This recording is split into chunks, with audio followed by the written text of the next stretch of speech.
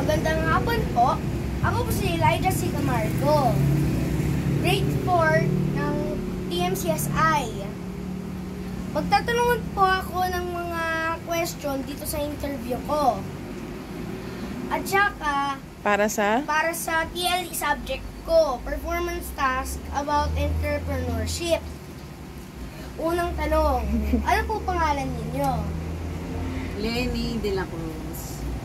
Pwede ko tawagin Ate Lenny? Sige po.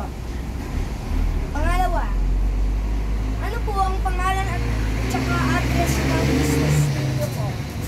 LMJ Garment.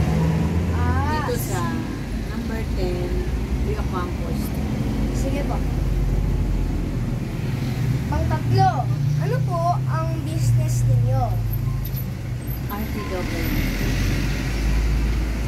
Alam mo ba yung RTW? Ready to wear, mga damit. So, nagtatahi si Tita Lenny. What's up? Okay. Next.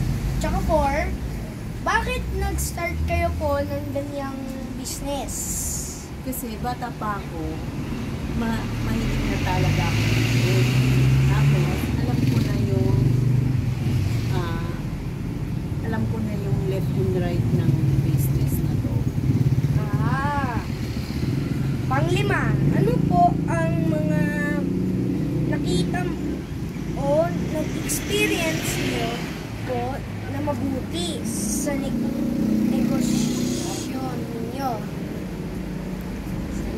ninyo?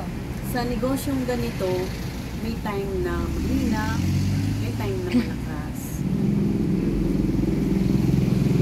Pang-anim, ano naman po ang naging pagsubok Dito sa business na to. Opo.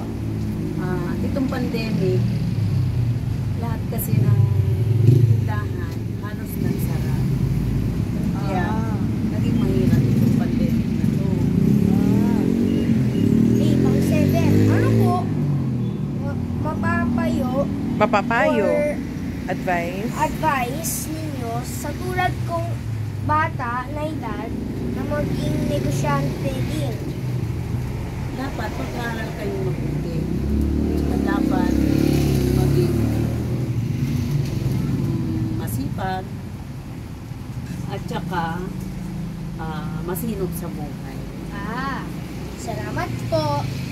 Maraming salamat po. Sige po.